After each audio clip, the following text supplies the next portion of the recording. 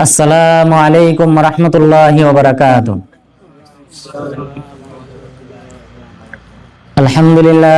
আলহামদুলিল্লাহি আহমাদুহু ওয়া আস্তাঈনুহু ওয়া আস্তাগফির ওয়া আস্তাহদি ওয়া উমিন বিহি ওয়া লা আকফুর ওয়া উআদি মান ইয়াকফুর ওয়া আশহাদু আল লা ইলাহা ইল্লাল্লাহু ওয়া আশহাদু আন্না মুহাম্মাদান আবদুহু ওয়া রাসূলুহু আল্লাযী আরসালাহু বিল হুদা ওয়া দীনিল হাক্কি ওয়ান নূরি ওয়াল মাউইযা على فترة من الرسل وقلة من العلم وضلالة من الناس وانقطاع من الزمان وذنوب من الساعة وقرب من الأجل ومن يطع الله ورسوله فقد رشد ومن يعصهما فقد ضغى وفرط وضل ضلالا بعيدا أما بعد فأعوذ بالله من الشيطان الرجيم فاقصص القصص لعلهم يتفكرون وقال تعالى وآخرين منهم لما يلحقوا بهم وهو العزيز الحكيم।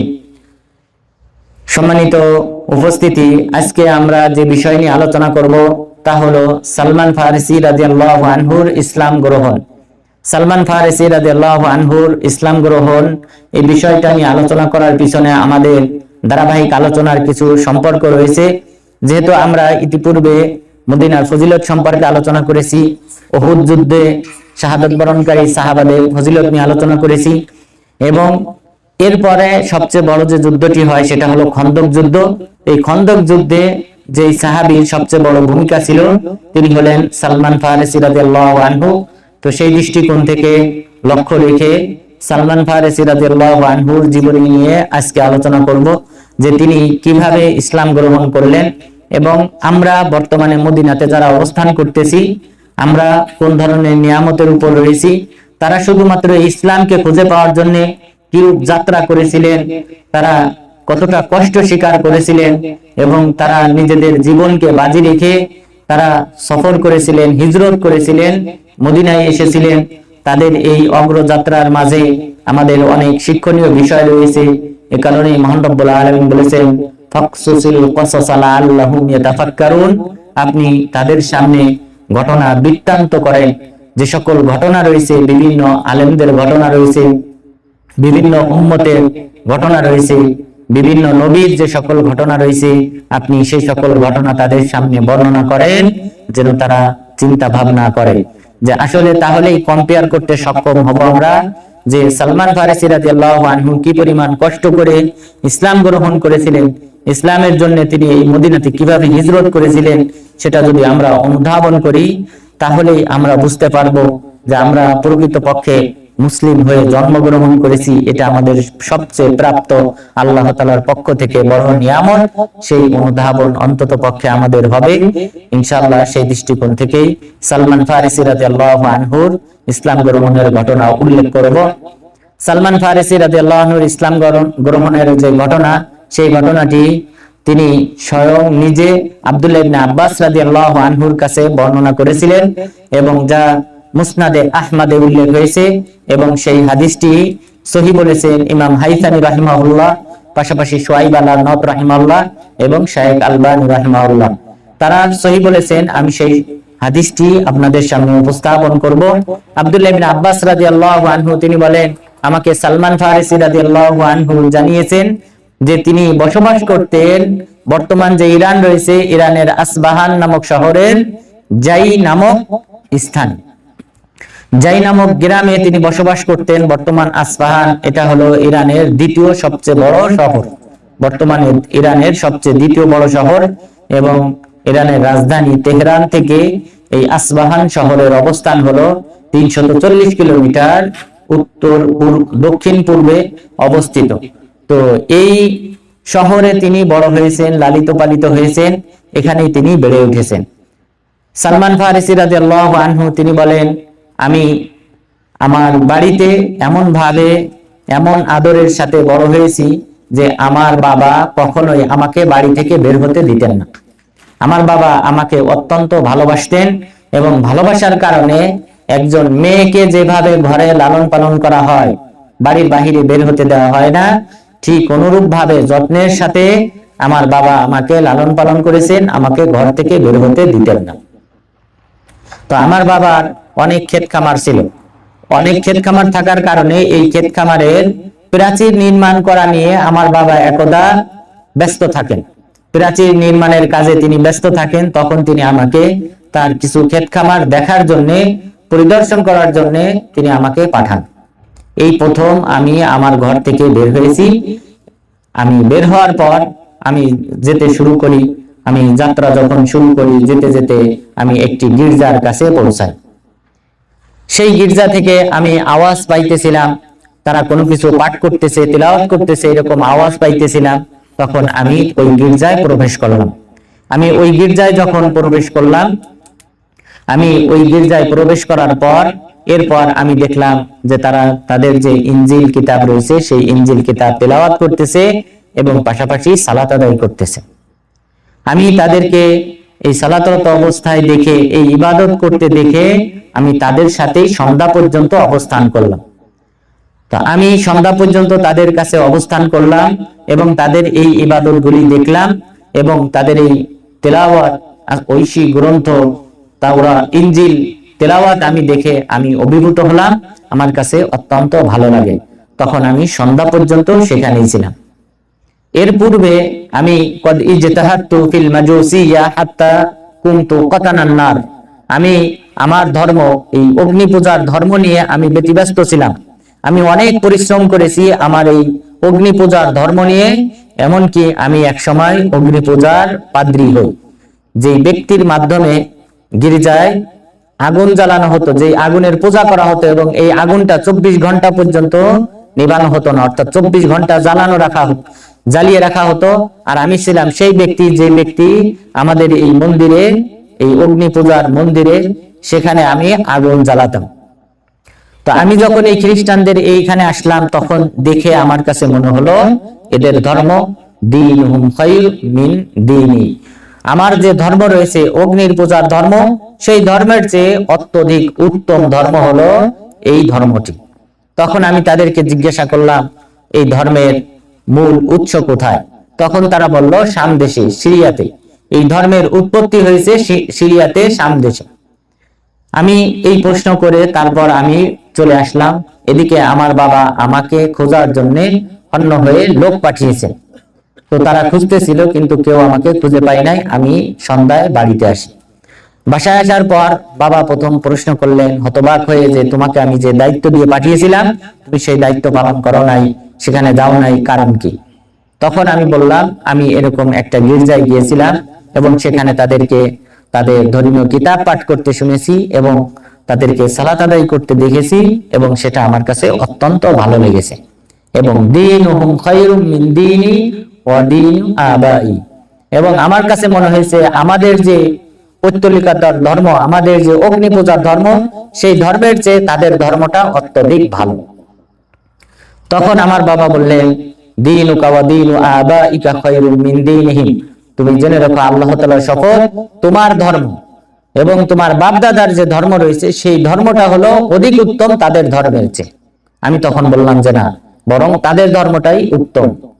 ফাজাআলা কায়দি আলা রিজলাইয়া, তখন আমার বাবা আমাকে শিকল দ্বারা আবদ্ধ করলেন, আমাকে বন্দী করে ফেললেন এবং আমি যেখানে থাকতাম সেই ঘরে আমার পায়ে শিকল আবদ্ধ করে আমার বাবা আমাকে রেখে দিলেন।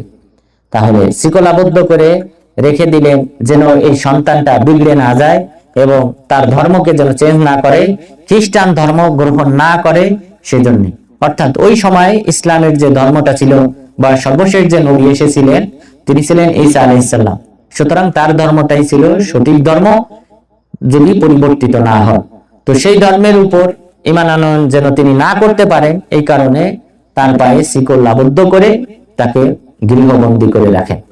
এই অবস্থায় রাখার পর সালমান ফারিসি রাদিয়াল্লাহু আনহু তিনি বলেন আমি ওই অবস্থায় আমি গির্জায় লোক পাঠালাম এবং তাদেরকে জিজ্ঞাসা করলাম শাম দেশ থেকে যদি কোনো সময় ব্যবসায়ী দল আসে তাহলে আমাকে অবশ্যই অবহিত করবে। তখন ওই গির্জা থেকে কিছুদিন পর লোক আসে, লোক এসে আমাকে অবহিত করে যে ব্যবসায়ী দল শাম দেশ থেকে এসেছে। তখন আমি বললাম তারা যখন ব্যবসায়ী কার্যক্রম যখন সম্পূর্ণ করে যখন তারা পুনরায় আবার শাম দেশে ফিরে যাবে সেই সময় তোমরা আমাকে অবশ্যই অবহিত করবে। তখন তারা যখন এই ব্যবসায়ী কার্যক্রম সম্পূর্ণ করে নতুন পণ্য ক্রয় করে যখন তারা রওনা দেবেন শাম দেশের উদ্দেশ্যে, তখন তারা আমাকে অবহিত করলো। অবহিত করার পর আমি তখন আমার পায়ের শিকল ভেঙে ফেলে তারপর আমি ওই কাফেলার সাথে মিলিত হই। তাহলে চিন্তা করেন, তিনি যে বর্তমান যে ইরানের আসবাহান শহর রয়েছে, সেই আসবাহান শহরের জাই নামক গ্রাম থেকে তিনি এখন যাত্রা শুরু করবেন, সফর শুরু করবেন সত্য ধর্মকে খুঁজে বের করার জন্য, সত্য ধর্মকে পালন করার জন্য, তথা ঈসা আলাইহিস সালামের ধর্মকে পালন করার জন্য তিনি এখন ছুটে যাবেন বর্তমান যে সিরিয়া রয়েছে এই সিরিয়ার দামেস্ক শহরে।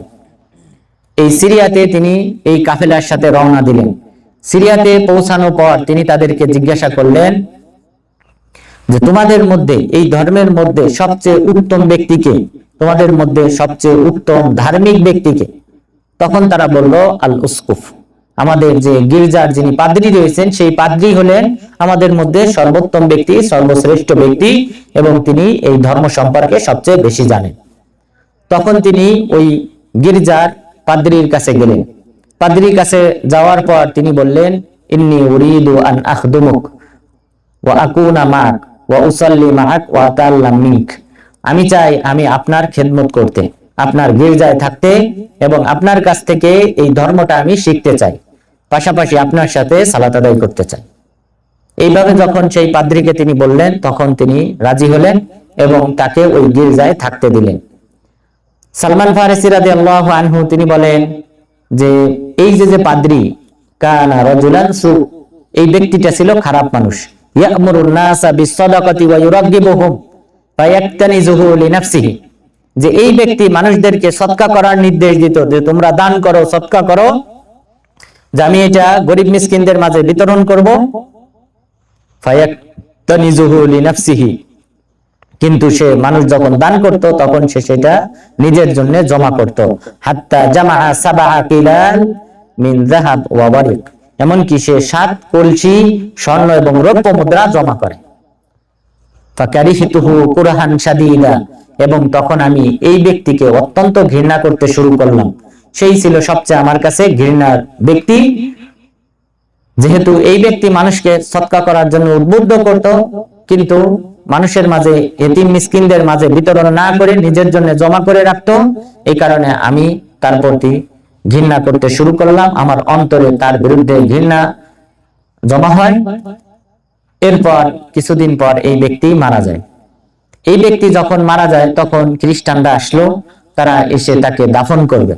দাফন করবে তখন আমি তাদেরকে বললাম যে এই ব্যক্তি খারাপ মানুষ ছিল, তোমাদেরকে সদকা করতে বলতো, যাকাত, তোমাদেরকে দান করতে বলতো, এবং তোমরা দান করলে সেটা সে নিজের জন্য জমা করে রাখতো। তখন তারা প্রশ্ন করলো, তুমি কিভাবে জেনেছো এটা? তখন তিনি বললেন, আমি জানি সে কোন জায়গায় তার এই ধনভাণ্ডারগুলি জমা করে রেখেছে, লুকিয়ে রেখেছে, সেটা আমার জানা আছে। তখন সালমান ফারসি রাদিয়াল্লাহু আনহু এই সকল ব্যক্তিদের, এই খ্রিস্টানদেরকে নিয়ে তিনি যেখানে মাটিতে পুঁতে রেখেছিলেন 7 কলসি স্বর্ণ মুদ্রা এবং রৌপ্য মুদ্রা, সেখানে যান। তখন তারা মাটি খুঁড়ে এই 7 কলসি স্বর্ণ এবং রৌপ্য মুদ্রা বের করে। বের করার পর তারা সকলে, এই খ্রিস্টানরা, তারা সকলে সিদ্ধান্ত গ্রহণ করে এই ব্যক্তিকে আমরা দাফন করব না, বরং এই ব্যক্তিকে খেজুর গাছে শুলে চড়িয়ে তাকে রজম মারতে শুরু করে, পাথর কঙ্কর এগুলি দিয়ে তাকে আঘাত করতে শুরু করে। এইভাবে তাকে দাফন না করে ফেলে রাখে। এরপর তারা নতুন একজন পাদ্রীকে নিয়ে আসে। সেই পাদ্রী অত্যন্ত ভালো ছিল, অত্যন্ত আমলদার ছিল। আজহাদ ফিদ দুনিয়া ওয়া আরজা ফিল আখিরাহ, সেই ব্যক্তি ছিল দুনিয়া বিমুখ এবং পাশাপাশি পরকাল মুখী, এবং তিনি রাত দিন জেগে তিনি আল্লাহ তাআলার ইবাদত করতেন। এই ব্যক্তি যেহেতু রাত দিন জেগে আল্লাহ তাআলার ইবাদত করতেন, ইবাদতে মশগুল থাকতেন, তখন আমি এই ব্যক্তিকে এতটাই বেশি ভালোবাসলাম যে ইতিপূর্বে অন্য কোনো ব্যক্তিকে আমি এতটা বেশি ভালোবাসি নাই। তখন আমি এই পাদ্রীর কাছ থেকে দিন শিখতে শুরু করলাম। এই পাদ্রীর কাছে আমি থাকতাম। থাকতে থাকতে এরপর অনেক দিন পর এই ব্যক্তিরও মৃত্যু ঘনিয়ে আসে। তাহলে খেয়াল করেন, আগে একজন পাদ্রী মারা গেল, এরপর দ্বিতীয় পাদ্রীকে নিয়ে আসা হলো। সেই পাদ্রী ভালো ছিলেন, সেই পাদ্রীরও মৃত্যু ঘনিয়ে আসে। এই পাদ্রীর যখন মৃত্যু ঘনিয়ে আসে তখন তিনি যেহেতু ধার্মিক ছিলেন, আমি তাকে প্রশ্ন করলাম যে আপনি কিছু আমার জন্য ওসিয়ত করেন, যেহেতু আপনি মারা যাবেন, তো আমাকে এমন একজন ভালো পাদ্রীর ওসিয়ত করেন যেমন আপনি ভালো এবং ধার্মিক। তখন তিনি বললেন, আমার জানা মতে এই পৃথিবীতে আর ভালো কোনো পাদ্রী নেই।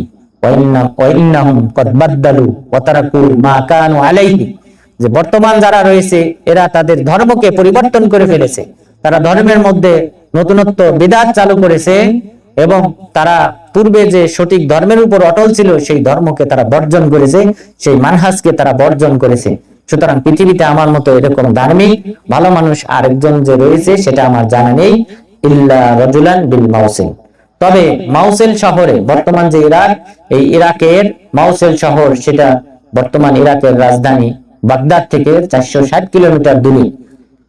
সেই মাউসিল শহরে এখানে একজন ধার্মিক ব্যক্তি রয়েছে, তিনি আমি যে আদর্শের উপর প্রতিষ্ঠিত রয়েছি সেই আদর্শের উপর রয়েছেন। যদি তোমার পক্ষে সম্ভব হয় তুমি তাহলে তার সাথে মিলিত হও। এইভাবে যখন তিনি ওসিয়ত করলেন, এরপর কিছুক্ষণ পর এই ব্যক্তি মারা গেলেন। এই ব্যক্তি মারা যাওয়ার পর তার দাফন কার্য সব সম্পন্ন হলো। সম্পন্ন হওয়ার পর তখন তিনি সফর শুরু করলেন, তিনি দ্বিতীয়বার হিজরত শুরু করলেন। তাহলে তিনি আসবাহান শহর থেকে আসলেন সিরিয়াতে, বর্তমান সিরিয়াতে আসলেন। এই সিরিয়া থেকে এখন তিনি দ্বিতীয় যাত্রা শুরু করবেন বর্তমান ইরাকের মাউসিল শহরে। তিনি মাউসিল শহরে গেলেন। মাউসিল শহরে গিয়ে ওই পাদ্রীর সাথে সাক্ষাৎ করলেন এবং সেই পাদ্রীও উনি যে আদর্শের উপর ছিলেন অনুরূপ ভালো ছিলেন এবং ওই আদর্শের উপর সঠিক ধর্মের উপর তিনি প্রতিষ্ঠিত ছিলেন এবং তিনি রাত দিন আল্লাহ তাআলার ইবাদত করতেন। এরপর তিনি ওই পাদ্রীর কাছে থাকতে শুরু করলেন। কিছুদিন পর ওই পাদ্রীরও মৃত্যু ঘনিয়ে আসে। তখন তিনি পুনরায় ওই পাদ্রীর কাছে ওসিয়ত কামনা করলেন যে আপনার পূর্বের পাদ্রী তিনি তো ওসিয়ত করেছিলেন, যে কারণে আপনার কাছে আমি এসেছিলাম, এখন আপনি ওসিয়ত করেন আপনার মতো এরকম ধার্মিক কোন পাদ্রীর সাথে যেন আমি থাকতে পারি। তখন তিনিও পূর্বের মতো অনুরূপ কথাই বললেন যে পৃথিবীতে আমার জানা মতে আমার চেয়ে ভালো এরকম ধার্মিক কোনো ব্যক্তি নেই এবং যারা রয়েছে তারা ধর্মকে পরিবর্তন করে ফেলেছে, বিদআতের প্রচলন ঘটিয়েছে। তবে নাসিবিন নামক শহরে একজন ভালো পাদ্রী আছেন, তোমার পক্ষে যদি সম্ভব হয় তাহলে তুমি তার সাথে মিলিত হও।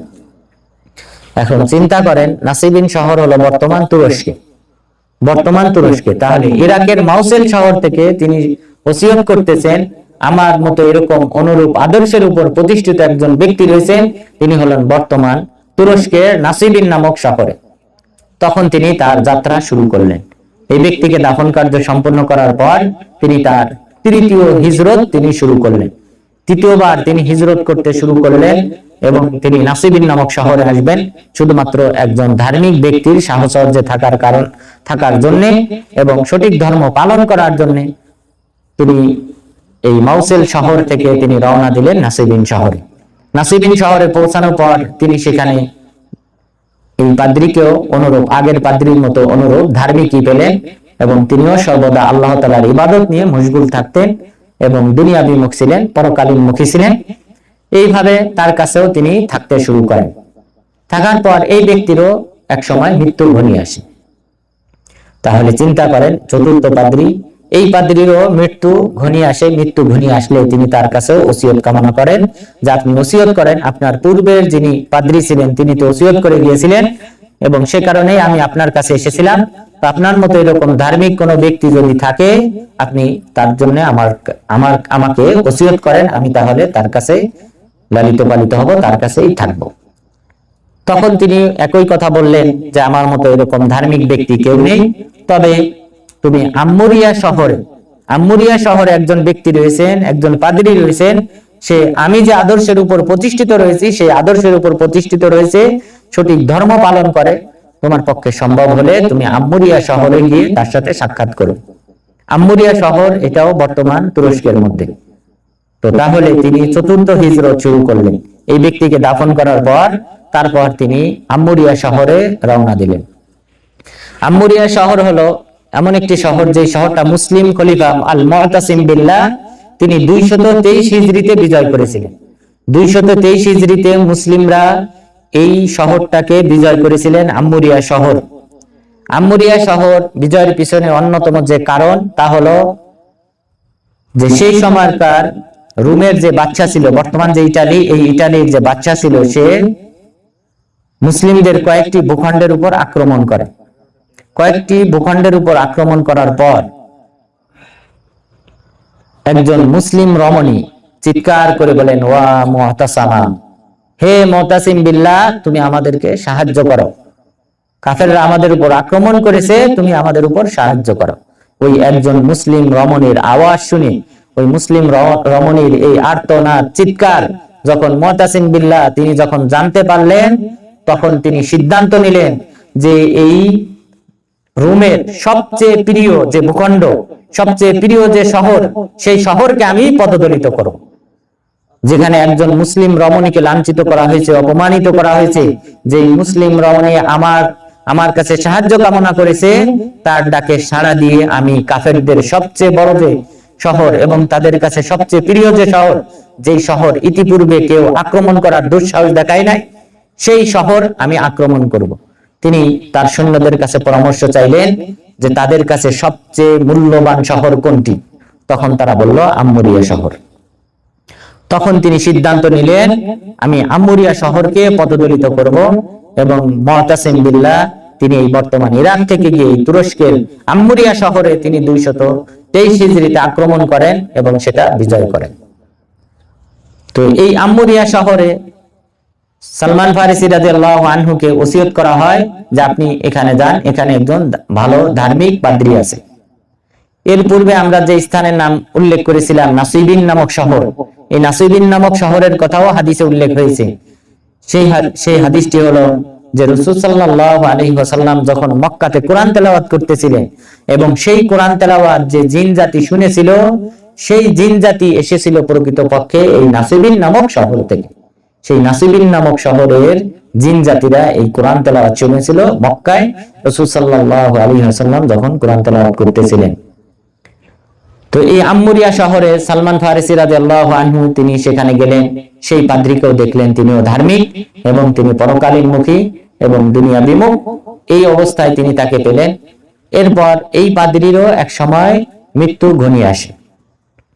তাহলে এটা হলো কততম পাদ্রী? পঞ্চম পাদ্রী। এই পঞ্চম পাদ্রী তার মৃত্যু ঘনিয়ে এসেছে। সালমান ফারিসি রাদিয়াল্লাহু আনহু তখন তিনি তার কাছে ওসিয়ত কামনা করলেন যে আপনি ওসিয়ত করেন এমন কোন ভালো পাদ্রী যে পাদ্রীর কাছে আমি থাকতে পারি। তখন সেই পাদ্রী তিনি আগের মতোই বললেন যে পৃথিবীতে আমার জানা মতে আর কোনো ভালো কোনো পাদ্রী নেই, বরং যারা রয়েছে তারা দিনকে পরিবর্তন করে ফেলেছে, ধর্মের মাঝে নানান ধরনের বিদআতের প্রচলন ঘটিয়েছে। তবে ইন্নাহু কদ আযাল্লাকা জামানু নাবিয়্যিন ইয়াখরুজু বিদীন ইব্রাহিম ইয়াখরুজু বিআরদিল আরব, যে তুমি জেনে রেখো তবে এখন একজন নবীর আগমনের সময় ঘনিয়ে এসেছে। সর্বশেষ যেই নবীকে আল্লাহ তাআলা পৃথিবীতে প্রেরণ করবেন, সেই নবীর আগমনের সময় ঘনিয়ে এসেছে এবং তিনি ইব্রাহিম আলাইহিস সালামের ধর্ম নিয়ে প্রেরিত হবেন এবং তিনি আসবেন আরব ভূখণ্ডে মুহাজিরান ইলা আরদিন বাইনা হাররাতাইন ওয়া বিহা নাখল, এবং তুমি জেনে রেখো তিনি হিজরত করবেন এমন একটি অঞ্চলে, যেই অঞ্চলে দুইটি হাররা থাকবে, আগ্নেয়গিরির কারণে যেই কালো পাথর তৈরি হয় এমন দুটি অঞ্চল থাকবে। সেই অঞ্চলে তিনি হিজরত করবেন এবং সেই অঞ্চলে খেজুর গাছ থাকবে। ওয়াবিহি আলামাত লা তাখফা আলাই, এবং তার কিছু আলামত রয়েছে যে আলামত দেখে তুমি তাকে চিনতে পারবে। অর্থাৎ তিনি যদি প্রকাশ পান, তিনি যদি হিজরত করেন, তুমি যদি তাকে দেখো তাহলে তুমি তিনটি আলামতের মাধ্যমে তাকে তুমি নির্ণয় করতে পারবে যে তিনি হলেন শেষ নবী। ইয়াকুলুল হাদিয়া ওয়ালা ইয়াকুলুস সাদাকা ওয়া আলাইহি খাতামুন নবুওয়া বাইনা কাতিফাইহি, এবং তুমি জেনে রাখো তার তিনটি আলামত হলো তিনি হাদিয়া গ্রহণ করবেন, হাদিয়া ভক্ষণ করবেন, কিন্তু কেউ যদি সদকা দেয়, যাকাত দান করে, তাহলে সেই যাকাত তিনি খাবেন না, যাকাত খাওয়াটা তার উপর হারাম থাকবে।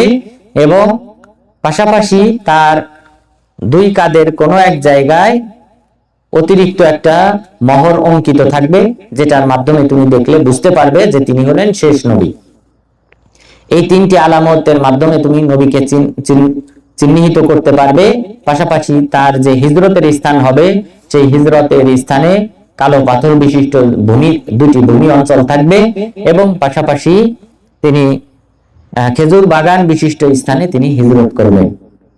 এইভাবে আলামতগুলি যখন এই পাদ্রী বললেন, এরপর এই পাদ্রী মারা গেলেন। মারা যাওয়ার পর তাকে দাফন কার্যক্রম শেষ করা হলো। এরপর সালমান ফারিসি রাদিয়াল্লাহু আনহু তিনি বলেন, এই আম্মুরিয়া শহরে আমি অনেক গরু এবং ছাগলের পালের মালিক হই। অর্থাৎ আম্মুরিয়া শহরে থাকা অবস্থায় আমি বেশ কিছু সম্পদের মালিক হই। আমার কাছে গরুর পাল পাশাপাশি ছাগলের পাল হয়। পাল হওয়ার পর এখন যেহেতু তিনি হিজরত করার যে ওসিয়তটা করেছেন আরব ভূখণ্ডে, তা আমাকে তো অবশ্যই শেষ নবীকে খুঁজতে হলে আরব ভূখণ্ডে যেতে হবে। তখন আরব ভূখণ্ডে যাওয়ার আশায়, আরব ভূখণ্ডে যাওয়ার জন্য কি করতে হবে তিনি সেই পরিকল্পনা আঁটতে থাকলেন।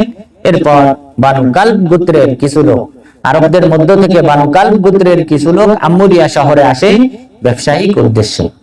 ব্যবসায়িক উদ্দেশ্যে তারা যখন আম্মুরিয়া শহরে আসে, তখন আমি এই বানু কালব গোত্রের লোকদেরকে বললাম যে তোমরা আমাকে আরব ভূখণ্ডে নিয়ে যাও, বিনিময়ে আমার যে গরু এবং ছাগলের পাল রয়েছে সব তোমাদেরকে দিয়ে দেব। তাহলে চিন্তা করেন, শুধুমাত্র শেষ নবীর প্রতি ঈমান আনয়ন করার জন্য, শেষ নবীর সাথে সাক্ষাৎ করার জন্য, ইসলাম গ্রহণ করার জন্য তিনি তার নিজের সকল সম্পদ বিলিয়ে দিলেন। তিনি বানু কালবের গোত্রের কাছে তার সকল সম্পদ হস্তান্তর করলেন। হস্তান্তর করে তিনি তাদের সাথে রওনা দিলেন, যাত্রা শুরু করলেন। সালমান ফারিসি রাদিয়াল্লাহু আনহু তিনি বলেন, এরপর আমি যখন আল উলা, বর্তমান ওয়াদি আল কুরা নামক স্থানে যখন আমি পৌঁছলাম, যালামুনি ওয়া বাউনি আবদা, তখন তারা আমাকে গ্রেফতার করে, আমাকে বন্দী করে। বন্দী করার পর আমার প্রতি জুলুম করে এবং জুলুম করে আমাকে দাস হিসেবে বিক্রি করে দেয়। নাউযুবিল্লাহ। এই বানু কালব গোত্রের কাছে আমি আমার সকল সম্পত্তি দিয়ে দিলাম, বিনিময়ে শুধুমাত্র তারা আরব ভূখণ্ডে পৌঁছে দিবে। কিন্তু ওয়াদি আল কুরা, বর্তমান যে উলা শহর, এখান থেকে 400 কিলোমিটার দূর, এখানে যখন আমি পৌঁছালাম তখন তারা আমাকে বন্দী করে দাস হিসেবে এক ইহুদির কাছে বিক্রি করে দেয়। তো যে ইহুদির কাছে বিক্রি করে দেয় সেই ইহুদি ছিল খয়বারের। তো এই খয়বারের ইহুদির কাছে বিক্রি করে দেয়। বিক্রি করে দেওয়ার পর এখানে আসার পর আমি দেখলাম এখানেও অনেক খেজুর গাছ আছে। সালমান ফারিসি রাদিয়াল্লাহু আনহু বললেন, তো আমার কিছুটা মনে হয়েছে যে এই ভূখণ্ডটা হতে পারে যে শেষ নবী এখানে হিজরত করবেন, তবে আমার অন্তরে ইয়াকিন হয়নি, আমি প্রশান্তি পাচ্ছিলাম না যে এটাই হলো সেই ভূখণ্ড যেখানে শেষ নবী হিজরত করবেন। তো এইভাবে আমি এই খয়বারের ইহুদির কাছে আমি থাকতাম। এরপর মদিনার বানু কুরাইজা গোত্র, তারা ইহুদি গোত্র। এই বানু কুরাইজা গোত্রের একজন তার আপন চাচাতো ভাই, সে খয়বারে আসে। খয়বারে আসার পর সে আমাকে কড়াই করে মদিনাতে নিয়ে আসে।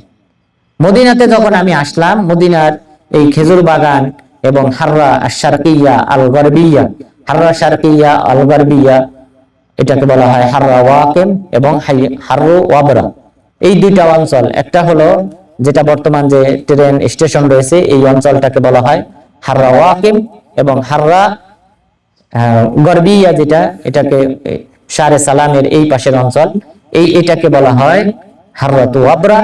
এই দুই অঞ্চল দেখে, পাশাপাশি খেজুর বাগান দেখে আমি মোটামুটি নিশ্চিত হলাম এটাই হলো সেই স্থান যেই স্থানে শেষ নবী হিজরত করবেন। তো আমি এইভাবে মদিনায় যে বানু কুরাইজা গোত্র রয়েছে, সেই বানু কুরাইজা গোত্রের এই ইহুদির কাছে আমি দাস হিসেবে ছিলাম, এবং রাসূল সাল্লাল্লাহু আলাইহি ওয়াসাল্লাম মক্কায় যে তিনি বের হয়েছেন এই বিষয়টা আমি জানতাম না। যেহেতু আমি দাস হিসেবে ছিলাম, আমি কার্যক্রম নিয়ে ব্যস্ত থাকতাম, ক্ষেত খামারের কাজ নিয়ে ব্যস্ত থাকতাম, সুতরাং আমার কাছে এই জাতীয় কোনো তথ্য পৌঁছায় নাই যে মক্কাতে একজন ব্যক্তি বের হয়েছেন যিনি নবুয়ত দাবি করেছেন বা মানুষকে নতুন ওহীর দিকে আহ্বান করতেছেন, এই বিষয়টা আমার জানা ছিল না। একদিন আমি আমার এই খেজুর বাগানে, আমার মনিবের খেজুর বাগানে আমি কাজ করতেছিলাম। আমার মনিব গাছের নিচে বসা ছিলেন। এই সময় আমার এই মনিবের চাচাতো ভাই তিনি প্রবেশ করলেন।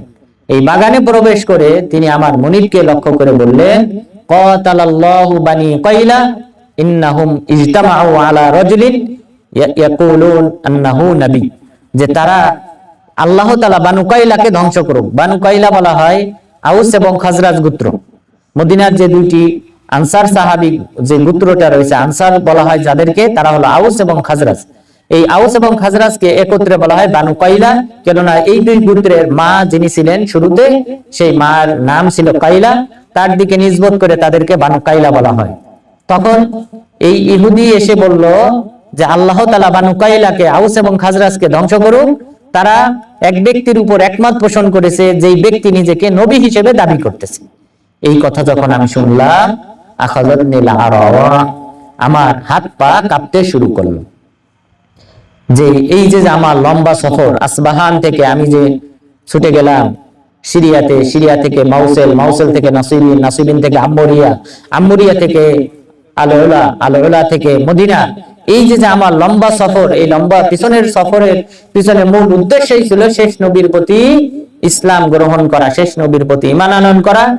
সেই নবীর সংবাদ যখন আমি পেলাম যে তিনি মদিনাতে প্রবেশ করেছেন এবং কুবাতে পৌঁছেছেন, আর এই ইহুদি এসে সেই সংবাদ দিয়েছে, তখন আমার হাত পা কাঁপতে শুরু করে এবং আমি উপক্রম হয়েছিলাম যে আমার মনিবের উপর পড়ে দাও। তখন আমি আস্তে আস্তে ধীরে ধীরে নেমে আসলাম। গাছ থেকে নেমে এসে আমি ওই ইহুদিকে জিজ্ঞাসা করলাম যে তুমি কি বলেছো, আবার বলো, যে তুমি কি বলেছো পুনরায় আবার বলো। এইভাবে আমি দুইবার যখন জিজ্ঞাসা করি, তখন আমার মনিব সদরে আমাকে থাপ্পড় মারে। সদরে থাপ্পড় মারার পর আমি চুপ হয়ে যাই। এরপর আমি কিছু খেজুর জমা করি। খেজুর জমা করার পর সন্ধ্যায়, ওই দিন সন্ধ্যায় আমি কিছু খেজুর নিয়ে রাসূল সাল্লাল্লাহু আলাইহি ওয়াসাল্লামের দরবারে উপস্থিত হই। অর্থাৎ বর্তমান যে কুবা, এই কুবাতে কুলসুম বিন হিদিম রাদিয়াল্লাহু আনহুর বাড়িতে রাসূল সাল্লাল্লাহু আলাইহি ওয়াসাল্লাম 14 দিন ছিলেন। সেই কুলসুম বিন হিদিম রাদিয়াল্লাহু আনহুর বাড়িতে আমি আসি। আসার পর রাসূল সাল্লাল্লাহু আলাইহি ওয়াসাল্লামকে বললাম যে হে আল্লাহর রাসূল, আমি শুনেছি আপনি একজন সৎ মানুষ এবং আপনার সাথে যে সাথীরা রয়েছে তারা অত্যন্ত অভাবী এবং তারাই বেশি হকদার, যে আমার কিছু যাকাতের খেজুর রয়েছে। তো আমি মনে করলাম আপনি যেহেতু সৎ মানুষ এবং পাশাপাশি আপনার সাহাবারা তারা যেহেতু অভাবী, তো আমি মনে করলাম আপনি এবং আপনার সাথীরাই বেশি হকদার এই যাকাতের, সুতরাং এই যাকাতের খেজুর গ্রহণ করেন। রাসূল সাল্লাল্লাহু আলাইহি ওয়াসাল্লাম তখন সাহাবাদেরকে লক্ষ্য করে বললেন, কুলু, তোমরা খাও। আল্লাহ রাসূল নিজে ভক্ষণ করেন নাই, তিনি খান নাই, সাহাবাদেরকে খেতে বলেছেন, সাহাবাগণ খেয়েছেন। তখন আমি মনে মনে বললাম যে প্রথম আলামত পেয়ে গেলাম, যে তিনি যে নবী, তিনি যাকাত খাবেন না, সেটার প্রথম আলামত, সেই আলামত আমি জানলাম, পেয়ে গেলাম। তো আল্লাহ তাআলা যাকাতটা হারাম করেছে দুটি গোত্রের উপর, দুটি গোত্রের উপর। একটি হলো বানু হাশিম, রাসূল সাল্লাল্লাহু আলাইহি ওয়াসাল্লামের দাদা হাশিম, তো ওনার থেকে যে বংশটা এসেছে সেই বংশের উপর যাকাত হারাম। দ্বিতীয় বংশ বানু আব্দুল মুত্তালিব, বানুল মুত্তালিব যারা রয়েছে তাদের উপরও যাকাতটা হারাম।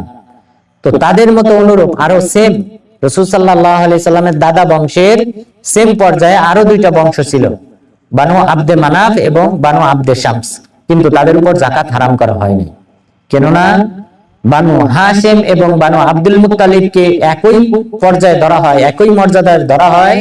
কারণ হলো আপনারা জানেন, শিয়াবে আবি তালেবে মক্কায় যখন মক্কাবাসী অবরোধ করেছিল রাসূল সাল্লাল্লাহু আলাইহি ওয়াসাল্লামের উপর, তখন সেই অবরোধের একই সাথে কাঁধে কাঁধ রেখে রাসূল সাল্লাল্লাহু আলাইহি ওয়াসাল্লামের পাশে দাঁড়িয়েছিলেন এই দুইটা বংশ, বানু হাশিম এবং পাশাপাশি বানু আব্দুল মুত্তালিব। এই কারণে রাসূল সাল্লাল্লাহু আলাইহি ওয়াসাল্লাম এই দুইটা গোত্রকে নিজের একই গোত্র হিসেবে দেখেছেন এবং এই দুইটা গোত্রের উপরই যাকাত হারাম করা হয়েছে এবং তাদের সমবংশের, সমমানের, সমবংশের এবং দাদাদের বংশ ঔরসজাত সন্তান, তাদের উপর যাকাত হারাম করা হয়েছে। যাকাত হারাম করা হয় নাই, তারা হলো বানু আব্দে শামস এবং পাশাপাশি বানু আব্দে মানাফ। বানু আব্দে মানাফের গোত্র থেকে ওসমান বিন আফফান রাদিয়াল্লাহু আনহু, কিন্তু ওনাদের উপর যাকাতটা হারাম করা হয় নাই, শুধুমাত্র এই একটি কারণে যে তারা অবস্থান করেছিলেন, তারা রাসূল সাল্লাল্লাহু আলাইহি ওয়াসাল্লামকে শেল্টার প্রদান করেছিলেন মক্কাতে যখন তারা তাদেরকে বয়কট করেছিল, এবং সেই সময়টায় পাশে দাঁড়ানোর কারণে এই দুইটা গোত্রকে সমমান, সমমর্যাদা দেওয়া হয়েছে এবং এই দুটি গোত্রের উপর যাকাতকে হারাম করা হয়েছে। তো সুতরাং রাসূল সাল্লাল্লাহু আলাইহি ওয়াসাল্লাম যাকাত খেলেন না। তখন এরপর কিছুদিন পর আমি আরো কিছু খেজুর জমা করলাম। তবে সেই সময় রাসূল সাল্লাল্লাহু আলাইহি ওয়াসাল্লাম মদিনাতে, বর্তমান যে মসজিদে নববী, এই মসজিদে নববীর এখানে চলে আসেন। অর্থাৎ তিনি যেহেতু শুধুমাত্র সহিহ বুখারীতে আনাস বিন মালিক রাদিয়াল্লাহু আনহু বলেছেন, কুবাতে মাত্র 14 দিন অবস্থান করেছিলেন। অন্য আরো রায়াতে কিছু ইখতিলাফ আছে, থাকলেও যেহেতু সহিহ বুখারী মুসলিমের রায়াত সবচেয়ে বেশি শক্তিশালী, এবং আনাস বিন মালিক রাদিয়াল্লাহু আনহু যেহেতু বলেছেন যে কুবাতে রাসূল সাল্লাল্লাহু আলাইহি ওয়াসাল্লাম মাত্র 14 দিন ছিলেন, 14 দিন থাকার পর তিনি তার যে নানা বংশ, মামা বংশ বানু নাজ্জার, সেই বানু নাজ্জারের কাছে চলে আসেন, অর্থাৎ বর্তমানে যে মসজিদে নববী এখানে তিনি চলে আসেন। তো সালমান ফারিসি রাদিয়াল্লাহু আনহু বললেন, আমি দ্বিতীয় সফরে, দ্বিতীয়বার যখন রাসূল সাল্লাল্লাহু আলাইহি ওয়াসাল্লামের সাথে সাক্ষাৎ করি, তখন তিনি মসজিদে নববীতে এখানে চলে আসেন। তখন আমি কিছু খেজুর নিয়ে উপস্থিত হলাম। উপস্থিত হওয়ার পর রাসূল সাল্লাল্লাহু আলাইহি ওয়াসাল্লামকে বললাম যে আমি দেখেছি আপনি যাকাত খান না, তো আপনি যেহেতু যাকাত খান না, তো সুতরাং আমি কিছু খেজুর জমা করেছি আপনাকে হাদিয়া স্বরূপ, আমি এই খেজুরগুলা দান করলাম। তখন রাসূল সাল্লাল্লাহু আলাইহি ওয়াসাল্লাম নিজে খেলেন, পাশাপাশি সাহাবাদেরকে খেতে বললেন। তখন সালমান ফারিসি রাদিয়াল্লাহু আনহু বললেন যে আমি মনে মনে বললাম এটা হলো দ্বিতীয় আলামত, যেটা আমি ইতিপূর্বে শুনেছি, সেটার আমি দ্বিতীয় আলামত হিসেবে দ্বিতীয় আলামতের উত্তর আমি পেয়েছি।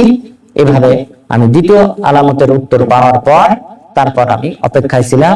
পরবর্তীতে আমি তৃতীয় যে আলামত রয়েছে, রাসূল সাল্লাল্লাহু আলাইহি ওয়াসাল্লামের কাঁধে যে মোহর অঙ্কিত থাকবে, যিনি শেষ নবী, এরকম মোহর অঙ্কিত থাকবে, সেই মোহরটা খোঁজার জন্য তৃতীয়বার আমি সফর করি।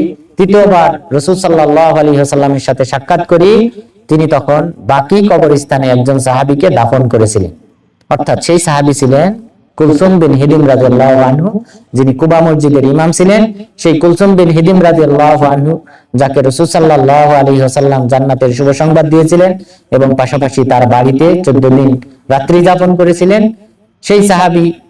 সেই সাহাবী যখন তিনি প্রথম মারা যান, মদিনাতে রাসূল সাল্লাল্লাহু আলাইহি ওয়াসাল্লাম আসার পর প্রথম যে সাহাবী মারা যান তিনি হলেন এই কুলসুম বিন হিদিম রাদিয়াল্লাহু আনহু।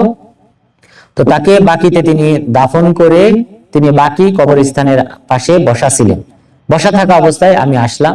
আসার পর আমি তার চারপাশ দিয়ে ঘুরতেছিলাম, তার পিছন দিক দিয়ে আমি দেখার চেষ্টা করতেছিলাম যে তার কাঁধে কোনো মোহর অঙ্কিত আছে কিনা। তো আমি আমাকে এইভাবে ঘুরতে দেখে রাসূল সাল্লাল্লাহু আলাইহি ওয়াসাল্লাম বুঝতে পারলেন। তখন তিনি তার চাদর সরিয়ে ফেললেন। যখন তিনি তার চাদর সরিয়ে ফেললেন, আমি তখন তার বাম কাঁধে কবুতরের ডিমের মতো অতিরিক্ত একটা মাংসপিণ্ড দেখতে পেলাম, যে মাংসপিণ্ডের কালার ছিল তার শরীরের যে কালার, সেই অনুরূপ কালার। এটা আমি যখন দেখতে পেলাম, তখন আমি তাকে জড়িয়ে ধরলাম, চুম্বন করলাম, কান্না করতে শুরু করলাম। যে এরপর আমি আমার বৃত্তান্ত খুলে বললাম যে আল্লাহ রাসূল, আমার এই যে সুদীর্ঘ সফর, এই সুদীর্ঘ সফরের পিছনে মূল কারণ ছিল যে শেষ নবীকে খুঁজে পাওয়া। আমাকে আম্বরিয়া শহরে একজন ওসিয়ত করেছিল, শেষ নবীর সময় ঘনিয়ে এসেছে এবং আমাকে আরব ভূখণ্ডে হিজরত করতে বলেছিলেন, এবং আপনার এই 3টি আলামতের কথা তিনি বলেছিলেন। তাহলে এই 3টি আলামত পূর্ববর্তী আসমানি কিতাবে উল্লেখ করা ছিল। এই 3টি আলামত আমি যখন মিলিয়ে দেখলাম, তখন আমি নিশ্চিত হলাম যে আপনি আল্লাহ তাআলার রাসূল। এরপর সালমান ফারিসি রাদিয়াল্লাহু আনহু সেখানে আশহাদু আল্লা ইলাহা ইল্লাল্লাহ ওয়া আন্না মুহাম্মাদুর রাসূলুল্লাহ এই বাক্য পাঠ করেন, ইসলাম গ্রহণ করেন। সালমান ফারিসি রাদিয়াল্লাহু আনহু তিনি বলেন, আমি যখন এই যে ইসলাম গ্রহণ করলাম, কিন্তু আমি তো এক ইহুদির দাস। এই ইহুদির দাস থাকার কারণে আমি আর মুসলিমদের তেমন কোনো তথ্য আর পাই নাই। এবং এদিকে রাসূল সাল্লাল্লাহু আলাইহি ওয়াসাল্লাম বদর যুদ্ধ করেছেন, উহুদ যুদ্ধ করেছেন, কিন্তু আমি দাস থাকার কারণে এর কোনোটাতেই অংশগ্রহণ করা আমার পক্ষে সম্ভব ছিল না। এরপর রাসূল সাল্লাল্লাহু আলাইহি ওয়াসাল্লাম হঠাৎ করে একদিন আমাকে বললেন, ইয়া সালমান কাতিব, হে সালমান ফারিসি, তুমি তোমার মনিবের সাথে চুক্তিবদ্ধ হও যে তুমি কি চাও, সেই বিনিময় আমি যদি পূরণ করি তাহলে তুমি আমাকে দাসত্ব থেকে মুক্ত করবে, এই মর্মে তুমি তোমার মনিবের সাথে চুক্তিবদ্ধ হও। তখন আমি আমার মনিবের সাথে চুক্তিবদ্ধ হই। আমার মনিব তখন শর্ত দেয় যে 300টি খেজুর গাছ তোমাকে তাজা করে দিতে হবে, অর্থাৎ বীজ রোপণ করে দিলেই হবে না, বীজ রোপণ করবা, এরপর শিকড় গজাবে, তাজা হবে, তারপর তুমি মুক্ত হবে। এটা হলো প্রথম শর্ত। দ্বিতীয় শর্ত করে যে তুমি 40 উকিয়া রৌপ্য মুদ্রা দান করবে। 40 উকিয়া রৌপ্য মুদ্রা যদি দান করো তাহলে তুমি দাসত্ব থেকে মুক্ত হবে। তাহলে এই দুটি শর্তে তিনি চুক্তিবদ্ধ হন। 300টি খেজুর গাছ লাগিয়ে দিতে হবে। এই 300টা খেজুর গাছ এখানে পানি ঢালতে হবে, তাজা হবে, তারপর তুমি মুক্ত হবে। পাশাপাশি 40 উকিয়া, 1 উকিয়া সমান সমান হলো 40 দিরহাম। তো 40 কে 40 দিয়ে যদি আমরা গুণ দিই তাহলে আসে 1600 দিরহাম। 1600 দিরহাম সমপরিমাণ রৌপ্য মুদ্রা তুমি যদি অর্পণ করো তাহলে তুমি দাসত্ব থেকে মুক্ত হবে। তখন রাসূল সাল্লাল্লাহু আলাইহি ওয়াসাল্লাম সাহাবাদেরকে লক্ষ্য করে বললেন, আইনু আখাকুম, তোমাদের এই ভাইকে তোমরা সাহায্য করো। তখন সালমান ফারিসি রাদিয়াল্লাহু আনহু বলেন, কোন কোন সাহাবী আমাকে 30টি খেজুর গাছ দিয়েছেন, কোন কোন সাহাবী 20টি খেজুর গাছ দিয়েছেন, কোন কোন সাহাবী 15টি খেজুর গাছ দিয়েছেন, কোন কোন সাহাবী 10টি করে খেজুর গাছের চারা দিয়েছেন। এইভাবে 300টি খেজুর গাছের চারা আমি জমা করি। জমা করার পর রাসূল সাল্লাল্লাহু আলাইহি ওয়াসাল্লাম আমাকে বললেন যে তুমি এই গর্তগুলা খুঁড়ে ফেলো, চারা যেখানে যেখানে রোপণ করতে হবে সেই গর্তগুলা তুমি খোঁড়ো। তো আমি এই গর্তগুলা করলাম এবং অন্যান্য সাহাবাগণ তারাও আমাকে হেল্প করেছেন, সাহায্য করেছেন এই গর্তগুলা করার জন্য। যখন গর্তগুলা রেডি হয় তখন রাসূল সাল্লাল্লাহু আলাইহি ওয়াসাল্লামকে অবহিত করলাম। তখন রাসূল সাল্লাল্লাহু আলাইহি ওয়াসাল্লাম নিজ হাতে এই 300টি খেজুরের চারা রোপণ করলেন। কোন কোন বর্ণনা আসছে একটি চারা ব্যতীত সেই চারাটা কে রোপণ করেছে সেই বিষয়ে ইখতিলাফ রয়েছে। কোন কোন বর্ণনা এসেছে সালমান ফারিসি রাদিয়াল্লাহু আনহু নিজ হাতে রোপণ করেছিলেন একটি চারা, আরেক বর্ণনা এসেছে ওমর ইবনুল খাত্তাব রাদিয়াল্লাহু আনহু একটি চারা রোপণ করেছিলেন, তবে সেই চারাটা মারা যায়। তো রাসূল সাল্লাল্লাহু আলাইহি ওয়াসাল্লাম নিজ হাতে 300টি খেজুরের চারা রোপণ করেন। একটি চারা ব্যতীত সেই চারাটা সালমান ফারিসি অথবা ওমর ইবনুল খাত্তাব রাদিয়াল্লাহু আনহু রোপণ করেন। ওই চারাটা মারা যায়। মারা যাওয়ার পর রাসূল সাল্লাল্লাহু আলাইহি ওয়াসাল্লাম পুনরায় ওখানে আরেকটা চারা রোপণ করেন এবং ওই 1 বছরের মধ্যে এই চারাগুলি সবগুলি সতেজ হয়, জীবিত হয়। জীবিত হওয়ার পর এরপর বাকি রইল 1600 দিরহাম। এই 1600 দিরহামের জন্য কি করা যায়? তখন রাসূল সাল্লাল্লাহু আলাইহি ওয়াসাল্লাম কোন এক যুদ্ধ থেকে মুরগির ডিমের মতো এরকম একটা স্বর্ণ মুদ্রা পান, স্বর্ণের টুকরা পান। সেই স্বর্ণের টুকরা আমার হাতে তুলে দিন।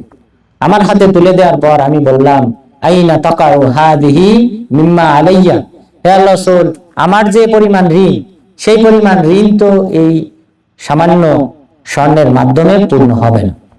রাসূল সাল্লাল্লাহু আলাইহি ওয়াসাল্লাম বললেন, তুমি যাও, ওজন করো এবং তোমার ঋণ পরিশোধ করো।